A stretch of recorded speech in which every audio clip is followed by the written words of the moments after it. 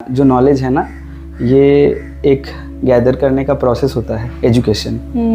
But हमें ये भी साथ साथ समझना चाहिए कि there are certain other levels and dimensions also, जहाँ पे बच्चे को स्ट्रांग होना चाहिए, जहाँ पे बच्चे को ग्रो करना चाहिए। अच्छा। हाँ, जैसे कि हमारा जो पुराना सिस्टम है, एक बात मैं सच में बताना चाहूँगा कि जो हम लोग कुछ भी वेद को लेके बोलते हैं, सो ये जो वेस्टर्न मीडिया है ना, वेस्टर्न वर्ल्ड, वो लोग हमेशा ना वेद या फिर हमारा जो संस्कृति होता है या कुछ भी, जब भी इसका बात होता है ना, वो लोग ना हमें एक पिछड़े हुए नज़र की तरह देखते हैं। यार ये तो दकियानी सी सोच है, ठीक है, ये सब बकवास चीज़ है। बट ऐसा नहीं है।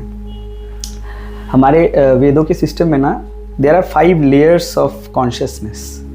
कॉन्शियसनेस किस तरह का बताता हूँ, जब ये बच्चा बड़ा होता है ना, तो उसका बॉर्न एंड ब्रॉट अप में एक एक लेवल डेवलप होता है। अच्छा। ठीक है, समझ नहीं आ रहा होगा, ठीक है। बताता हूँ, सुनो। सोचो कि अगर मैं तुम्हारे हाथ में एक फ्लावर दूंगा, अच्छा, ठीक है, ओके, तो तुम सबसे पहले उस फ्लावर का क्या करोगे? पानी के वास में डाल देंगे, है ना? हाँ। या फिर ज़्यादा से ज़्यादा क्या करोगे, उसे प्रिजर्व करके रखने का कोशिश करोगे ज़्यादा से ज़्यादा देर तक, जितना हो सके डेकोरेट करेंगे। राइट। बताओ, एक छोटा सा बच्चा जो है ना, सबसे पहले उसके हाथ में डालेंगे तो वो क्या करेगा?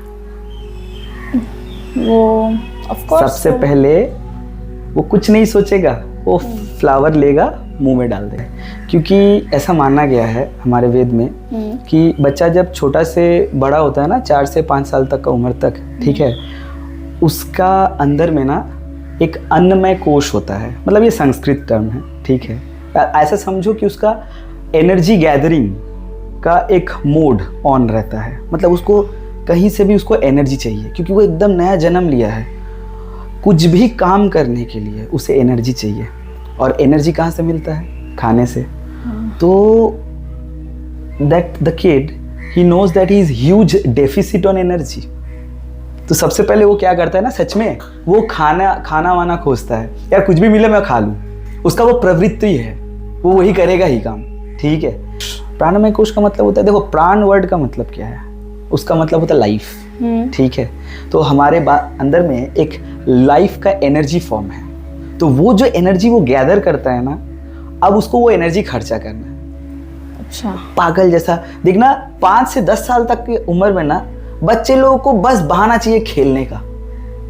वो लोग कहीं पे भी खेल रहे, यार वो पानी में कूद जा रहा है, वो बेड से कूद जा रहा है नीचे।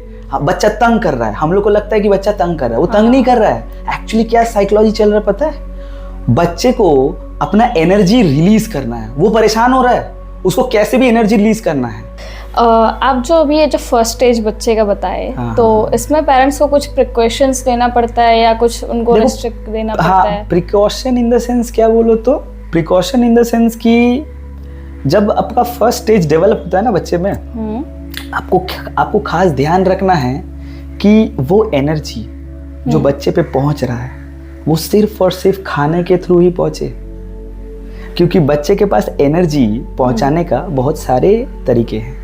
लेट्स सपोज कि आज का जेनजी जनरेशन के हिसाब से एग्जांपल लेता हूं मैं, ठीक है।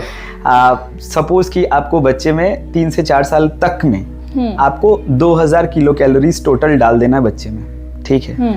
अब एनर्जी तो एनर्जी होता है, वो फूड के थ्रू भी जा रहा है, वो साउंड एनर्जी भी जा रहा है, वो किसी भी तरीके का एक्सट्रीम एनर्जी जा रहा है, वो किसी भी तरीके का लाइट एनर्जी जा रहा है। इसीलिए बोला जाता है जब वो बॉर्न स्टेज होता है ना, इस स्टेज में सिर्फ फूड इनटेक के थ्रू ही बच्चे में एनर्जी जाना चाहिए, ताकि उसका जो एनर्जी का जो फ्लो है वो चारों तरफ से ना आए और डिस्ट्रप्शन ना हो एनर्जी फ्लो में। एग्जाम्पल सीधे शब्दों में बोलूँ तो, जब बच्चा छोटा रहता है ना, देखना मम्मी पापा लोग प्रिकॉशन लेता है, अरे चिल्लाओ मत, आस्ते बात करो। हाँ, तो किसी भी तरीके का एक्सट्रीम वाइब्रेशन, साउंड एनर्जी उस तक नहीं जाना चाहिए, वरना वो एनर्जी उसके अंदर चला जाएगा और उसका टोटल कैलोरी काउंट हो रहा है, बट उसका यूटिलिटी उसको नहीं आएगा। किसी भी तरीके का बहुत झाल नहीं खाना खिलाना है, बहुत तीखा नहीं खिलाना है, बहुत मीठा नहीं खिलाना है। किसी भी तरीके का एक्सट्रीम एनर्जी सोर्स बच्चे में नहीं पहुंचना चाहिए, वरना क्या होगा, उसका वो जो पहला स्टेज है ना, वो स्टेज उसका कंप्लीट हो जाएगा, पर जो एनर्जी इनटेक करना था वो कर लेगा, पर उसको यूटिलाइज नहीं कर पाएगा। क्यों?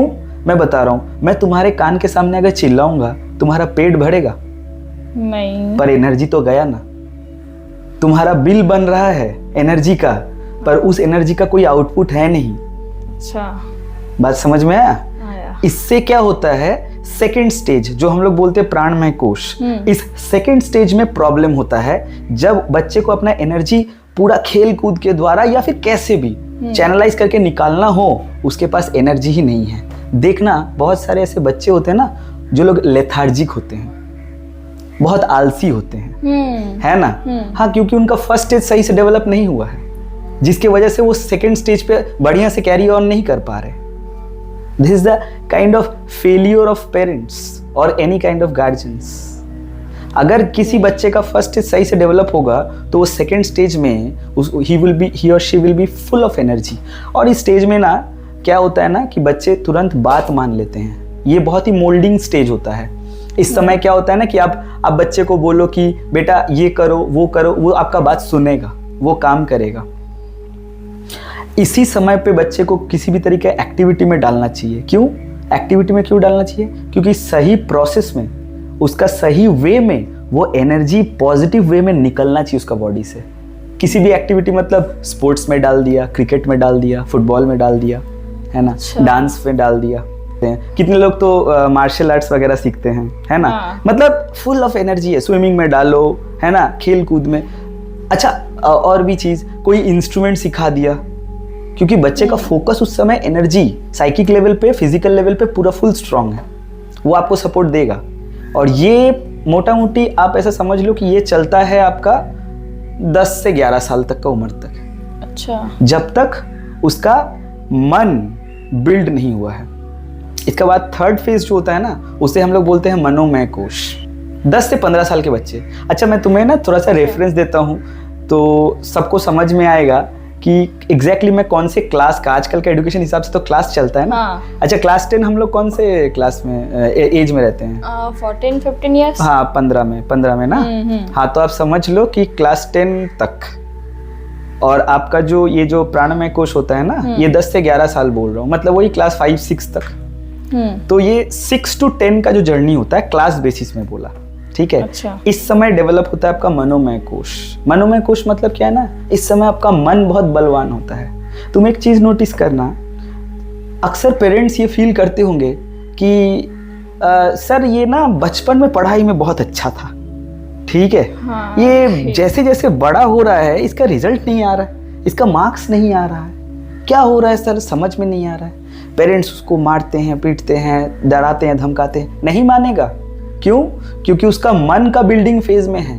मनोमय कोश एक ऐसा बिल्डिंग फेज है ना, इसमें क्या होता है, इसमें बच्चे लोग अपने मन को बहुत बलशाली मानते हैं, सबसे ताकतवर उसका मन है। तुम देखना, तुम क्लास 7 to 10 के बीच का कोई भी बच्चे को जब तुम बहुत चिल्ला के डांट के फटकार के डांटोगे ना, तो वो ना चुप से बैठ जाएगा, वो तुम्हारा बात नहीं मानेगा, काइंड ऑफ ढीठ हो जाएगा, थोड़ा इगोइस्टिक हो जाएगा। तुम उसको डांट दिए, वो दूसरा रूम में जाके बैठा हुआ है, रूठा हुआ है ना। क्यों ऐसा होता है? क्योंकि वो कंसीडर करता है कि उसका मन बहुत ताकतवर है। अच्छा। हाँ, वो नहीं मानेगा तुम्हारा बात, लेकिन तुम्हें अजीब लगेगा एज ए पेरेंट्स, तुम्हें अजीब लगेगा, तुम्हें यही लगेगा यार इसको जब छोटा था तब तो मैं इसको बहुत बोलता था, जो बोलता था ये सुन लेता था, क्योंकि उस समय प्राणमय कोश डेवलप हो रहा था। अच्छा। और उस समय बच्चे के दिमाग में मन डेवलप नहीं हुआ है, उसको पता है कि मुझे कैसे भी एनर्जी निकालना है। गार्जियन पेरेंट्स कुछ भी बोले सुन लो, एनर्जी निकालो। लेकिन जैसे ही वो सेकेंड फेज खत्म होकर वो थर्ड फेज को एंटर करता है ना, तभी वो इंपॉर्टेंस देना शुरू कर देता है एनर्जी को नहीं, अपने मन को। और जब मन की बारी आ जाती है ना, तब वो किसी का नहीं सुनेगा, क्योंकि मन बहुत बलशाली होता है। ये बात सच है। लेकिन तुम एक चीज नोटिस करना, वो तुमसे रूठ जाएगा, वो चिड़चिड़ करेगा, लेकिन वो तुमको कुछ जवाब नहीं देगा, वो डिप्रेशन हो जाएगा। वो आजकल के ज़माने में क्या बोलते हैं ना, चाइल्डहुड ट्रॉमा, है ना, यही बोलते हैं, ठीक है, क्योंकि मन को बहुत इंपॉर्टेंस दिया जा रहा है। अच्छा, एक चीज़ जानना, ये जो हम लेवल का बात करें ना, ये सिर्फ हमारे इंसानों में नहीं है, हर किसी में अन्नमय कोश और प्राणमय कोश सब में है, मालूम है? तो ये एनिमल्स में भी है? एनिमल्स छोड़ दो, नॉन लिविंग थिंग्स में है। एग्जाम्पल देता हूँ। ये जिस चेयर पे मैं बैठा हूँ, ठीक है, ये चेयर किस चीज़ का बना है? ये कोई भी चीज़, मैं बताता हूँ, ये कोई भी चीज़ से बना होना, ये एक दिन मानती हो मिट्टी में ही डिकम्पोज हो जाएगा। हाँ। है ना? और मिट्टी से ही सब चीज़ का उत्पत्ति है। अन्न जो होता है ना, हम लोग वहीं से खाते हैं। मतलब कहने का मतलब ये है, इसका सिर्फ एक ही स्तर है, ये अन्न से बना है और अन्न में ही मिल जाएगा। नॉन लिविंग थिंग्स भी, इसका सिर्फ एक ही स्तर है। लेकिन आप इसको देखो, मतलब पेड़ पौधों को देखो, उनके 2 स्तर होते हैं। उनके अंदर प्राण होता है ना, वो बड़े होते हैं, वो सांस ले सकते हैं, उनके अंदर में रेस्पिरेशन होता है, तो वो 2 स्तर में काम करते हैं। उनके अंदर पेड़ पौधे खाते नहीं है क्या? खाना खाते हैं, हम लोग उसको न्यूट्रिशन डालते हैं, तो उनका अन्नमय कोश है, उनका ब्रीदिंग होता है, रेस्पिरेशन होता है, तो उनका प्राणमय कोश है। लेकिन इससे ज़्यादा उनका नहीं है। उनका पेड़ पौधों का मन नहीं होता है, वो 2 स्तरीय जीव है। अच्छा। हाँ, लेकिन कोई भी जीव जंतु को देखो, कोई गाय देखो, कोई भी डॉग्स देखो, इनका 3 स्तर होता है। वो खा भी सकते हैं, वो रेस्पिरेशन भी करते हैं, साथ ही साथ उनका मन भी होता है ना? जीव जंतुओं का मन होता है, उनको कुछ बोल दो उन्हें बुरा लग जाएगा, मुंह बना के उधर बैठ जाएंगे, इससे ज़्यादा वो कुछ नहीं करेंगे। एक्चुअली वो लोग 3 स्तरीय प्राणी हैं, वो लोग 3 स्तर पे काम करते हैं। उनका आखिरी स्तर होता है मनोमय कोश। ओके। लेकिन जितने भी जीव जंतु हैं ना इस पूरे मतलब धरती पे, सबसे तीव्र मनोमय कोश सिर्फ इंसान का होता है। हमारा मन बहुत बलशाली है, इसीलिए तो हमें मनुष्य भी कहा गया है, वो मन से ही आता है। हाँ, एक्चुअली यही होता है। ये मतलब समझ लो कि 10 से 15 साल तक का उम्र तक रहता है। मन उस समय बहुत ताकतवर है। I am rebellious from my heart, मैं किसी का नहीं सुनता, ठीक है, मैं ही ग्रेट हूँ, ठीक है। लेकिन जैसे ये पीक आउट होता है ना, उसके बाद हम लोग घुसते हैं 4th फेज में, उसे हम लोग बोलते हैं विज्ञान में कोश। विज्ञान जैसे बोला, ये मत समझना कि वो साइंस है। एक्चुअली साइंस से कोई मतलब नहीं है, मैं बताता हूँ। विज्ञान, अच्छा चलो, अगर मुझे ये समझाना है ना, तो मुझे एक चीज समझाना पड़ेगा। ज्ञान 2 प्रकार का होता है। अच्छा। एक होता है आपका सहज ज्ञान, एक होता है आपका तर्क ज्ञान।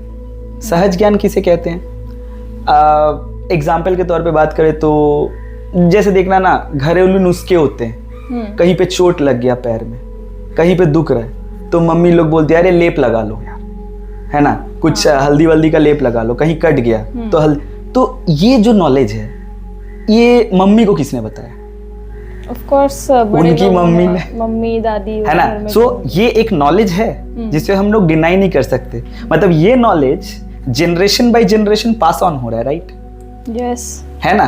तो इसके लिए मुझे कोई डेरिवेशन नहीं चाहिए, इसके लिए मुझे कोई प्रूफ नहीं चाहिए, ना ही कोई मैथमेटिकल कैलकुलेशन चाहिए, पर ये ज्ञान है, ये नॉलेज है ना। इसे बोलते हैं हम लोग सहज ज्ञान। सहज क्यों बोला गया? सहज का अर्थ होता है जो इजीली हम लोगों ने मान लिया, उस पे हमने तर्क नहीं किया। एक होता है सहज ज्ञान और दूसरा होता है तर्क ज्ञान। तर्क ज्ञान मतलब जैसे हम लोग फिजिक्स का पढ़ाई करते हैं, जो साइंटिस्ट लोग होते हैं, वो लोग क्या है ना, 2-3 साइंटिस्ट लोग बैठते हैं, डिस्कशन करते हैं, उसके बाद वो अपना पॉइंट ऑफ व्यू रखता है, ये अपना पॉइंट ऑफ व्यू रखता है, वो फिर गणित से कुछ निकालते हैं, उसके बाद एक कंक्लूजन पे पहुंचते हैं। अच्छा, लॉज होते हैं फिजिक्स के, है ना, फॉर्मूलाज होते हैं। सो ये सब जो आउटपुट है, एक लॉ और एक फॉर्मूला जो होता है ना, वो एक आउटपुट होता है, पर उसके पीछे का प्रोसेस वो होता है तर्क विद्या, जो हम दोनों में, तीनों में, किसी में बैठ के तर्क करके एक आउटपुट निकाला गया है। अच्छा, अब यही है जीवन का आधार, इसी के हिसाब से चलना है, तो वो एक विद्या होता है, डेवलप किया जाता है, उसे कहते हैं तर्क विद्या। समझ में आया? तो मैं बताता हूँ ये तुम्हें क्यों बताया। वो जो 10 से 15 साल तक का 3rd स्टेज होता है ना, उसके बाद वो पीक आउट होने के बाद ना बच्चा घुसता है अपना विज्ञानमय कोश में। इस सिचुएशन में ना बच्चा तर्क करना चाहता है। अभी वापस पेरेंट्स का पॉइंट ऑफ व्यू पे आओ। पेरेंट्स का पॉइंट ऑफ व्यू पे क्या लगेगा? ये बच्चा तो सुनता ही नहीं है, बचपन में कितना अच्छा था, कुछ भी बोलते थे तो सुन लेता था, पहले तो बीच में मूड दिखाने लगा, आज देखो बात भी कर रहा है, जबान चला रहा है। अरे वो जबान चलाएगा, क्योंकि कल तक जो तुम्हारे डांटने से वो चुप से बैठ जाता था ना, क्योंकि उसका मनोमय कोश ताकतवर हो रहा था। विज्ञानमय कोश जो है, जिसमें तर्क विद्या से जीता जाता है, वो उसका एक्टिवेट नहीं हुआ था। अच्छा। हाँ, 16 से 20 साल का उम्र तक विज्ञानमय कोश जो होता है ना, वो बहुत पीक आउट करता है। इसीलिए देखना 16 साल मतलब किसका बात करें, इट वुड बी क्लास 11। हाँ। तुम क्लास 11 से लेके फर्स्ट ईयर सेकेंड ईयर तक के जो बच्चे होते हैं, उनमें देखना कुछ भी बोलो उनको, उनके पास एक काउंटर रीजन है ना। वो तर्क करेंगे आपसे, वो तर्क नहीं कर रहे। अब वो तर्क करते हैं ना, तो उसके चलते हम लोग बहुत गलत वे में लेते हैं। अरे ये जबान चला रहा है ना। नहीं, वो उसका प्रवृत्ति है, वो लाइफ का उस फेज से गुजर रहा है जहां पे वो जानना चाहता है। एक्चुअली में जब कोई बच्चा आपसे तर्क कर रहा है, तो उसको गलत वे में नहीं लेने का है कि अरे वो जबान चला रहा है। नहीं, उसका सवाल का जवाब दो। वो एनर्जी उसके अंदर में बेचैन हो रहा है, वो जानना चाहता है। उसका जिज्ञासा मिटाना हमारा जिम्मेदारी है। ठीक है, जब भी वो कुछ पूछे, उसको बताना पड़ेगा। ये उसका जिज्ञासा का फेज है। मोटा मोटी पकड़ लो आप ऐसा कि 20 साल तक ये चलता है। इस समय ऐसा होता है ना कि क्योंकि उसका तर्क बहुत स्ट्रांग रहता है, तो वो 2-3 जगह सोचता है। मतलब सोचता वो बहुत कुछ है, फिर वो शॉर्ट लिस्ट करता है। अच्छा, मैं ये 3-4 चीजें कर लूंगा, और उसके बाद इन 3 या 4 में से कोई एक लाइन चुनूंगा, and I would make my career, I would build my career. जरूरी नहीं है कि अगर तर्क विद्या आपका पीक पे है और आपने करियर चुना है, तो आपका करियर सक्सेस होगा। ऐसा क्यों? क्योंकि एक आखिरी स्तर बाकी है। ठीक है, अक्सर ना बच्चे क्या करते हैं ना, अपना तर्क से, देखो तर्क विद्या क्या सिखाता है मुझे, जो सबसे बेस्ट है। तर्क विद्या से आप क्या निकालते हो? जो सबसे बेस्ट है। जो बेस्ट है जरूरी नहीं कि वो आपको सूट करे। बहुत छोटी चीज है, ये नहीं समझ में आता है किसी को। एक होता है कि वो आपको भा रहा है, एक होता है कि वो अच्छा है, और जरूरी नहीं है कि जो अच्छा है वो आपको भाए। अच्छा, एग्जाम्पल के तौर पे आजकल तो ट्रेंड चला हुआ है ना, इंजीनियरिंग। किसी को भी देखो, कोई भी बच्चा बीटेक क्या करना है, कंप्यूटर साइंस। हाँ। तो कंप्यूटर साइंस बहुत अच्छा है, बच्चे के दिमाग में तर्क जा रहा है कि क्या करना है, बीटेक कर लेते कंप्यूटर साइंस पे, है ना। वो बढ़िया प्लेसमेंट, बढ़िया पैकेज, वो सब कुछ देख रहा है, सारे आर्गुमेंट उसके सही है, पर उसके मन में एक फीलिंग गया कि क्या उसे कोडिंग पसंद है, क्या उसे कंप्यूटर पसंद है, क्या उसे भा रहा है, क्या बचपन से उसने ये ड्रीम देखा था। ड्रीम्स खत्म होते जाते हैं जब विज्ञान में कोश वाला फेस चलता है ना, जब तर्क ज्ञान अपने दिमाग में पीक आउट करता है ना, तब ड्रीम्स, इमोशंस सब दब जाते हैं। उस समय सिर्फ बच्चा रैशनलाइजेशन वाला बात करता है, जो करना चाहिए। करना तो बहुत कुछ चाहिए, बात समझ में आ रहा है। एग्जाम्पल के तौर पे उसके दिमाग में चलेगा कि यार फैमिली लोअर मिडिल क्लास है, फैमिली को संभालना है, पापा मम्मी को संभालना है, बहन की शादी करानी है, दुनिया भर की बातें दिमाग में।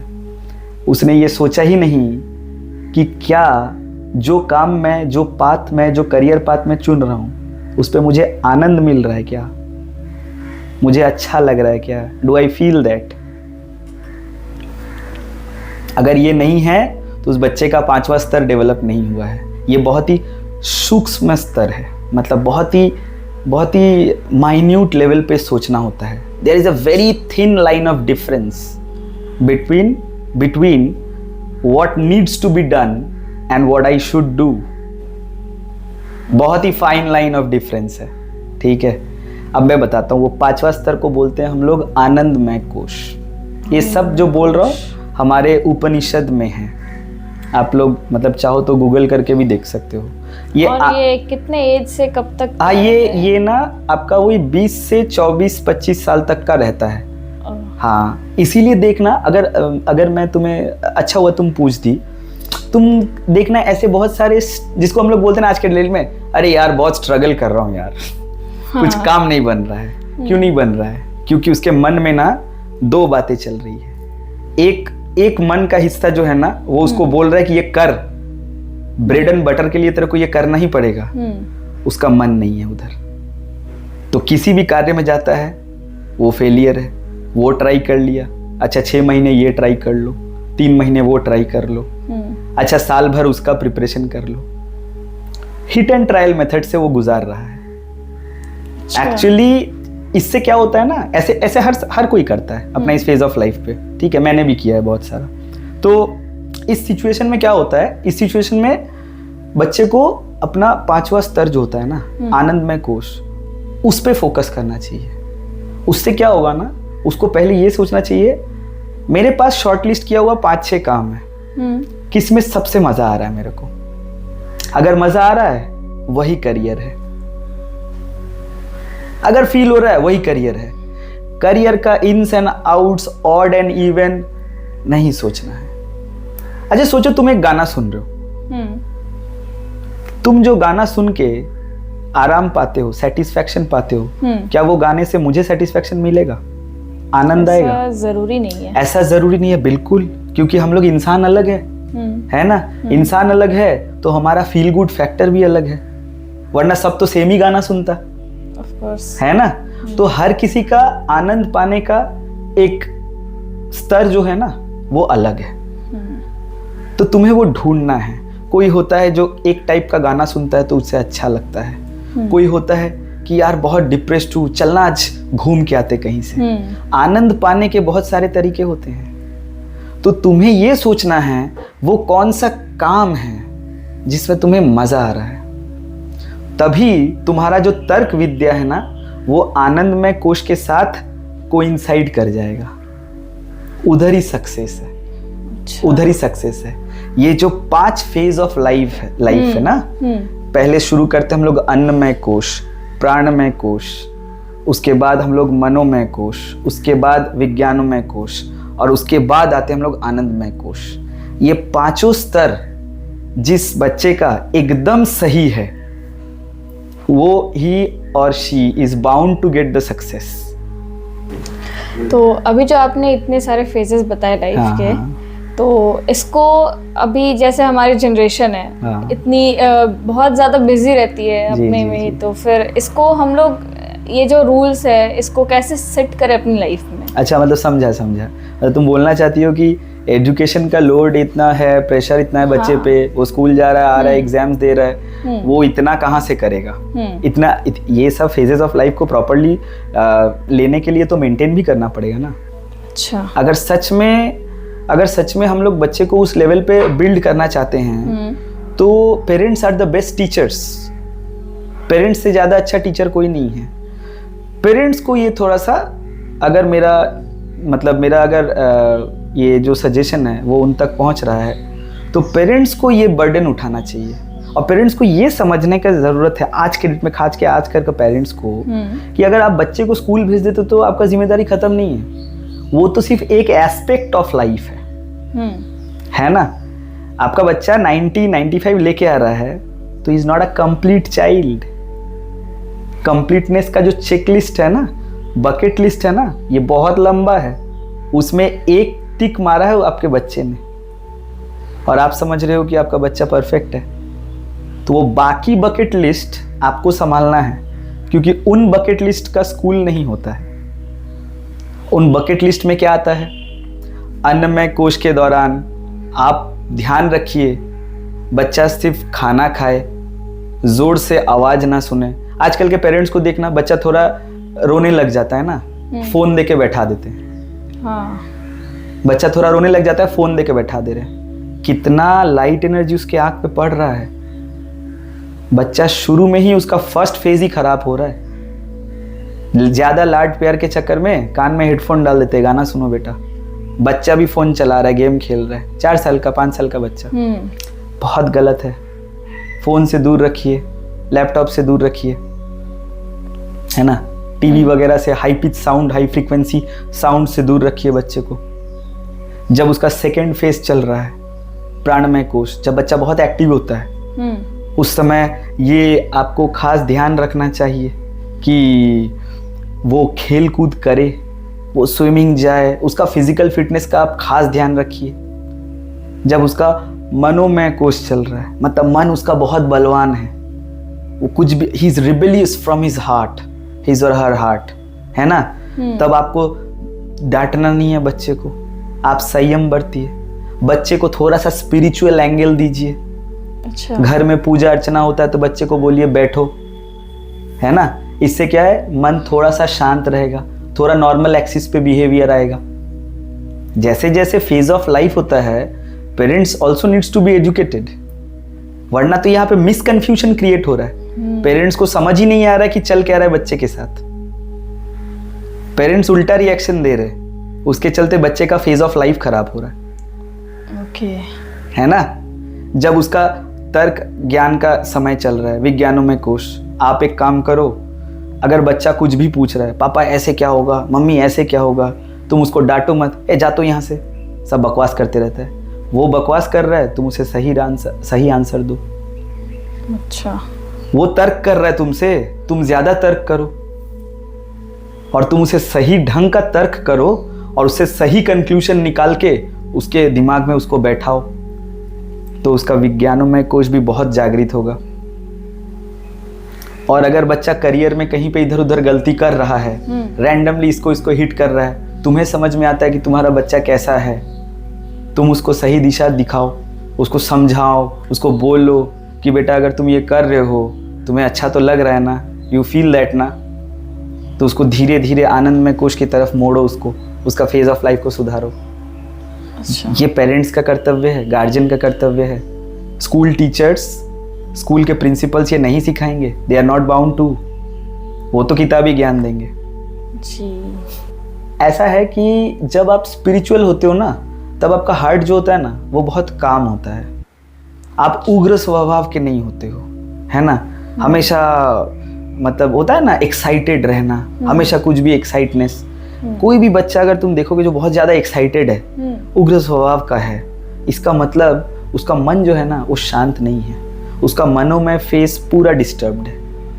अच्छा। और जानते हो ये इतना इंपॉर्टेंट है ना, कोई भी एक फेज ऑफ लाइफ डिस्टर्ब्ड हो जाएगा ना, वो आने वाले फेजेस को हैम्पर कर देगा एंड इवेंचुअली बच्चा वीक हो जाएगा, क्योंकि हमें ठीक करने के लिए एक ही मौका है, जीवन एक ही है, लाइफ एक ही है, वन शॉट में सही करना है।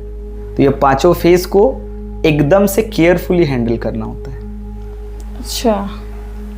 है ना, बस यही था डिस्कशन, और क्या।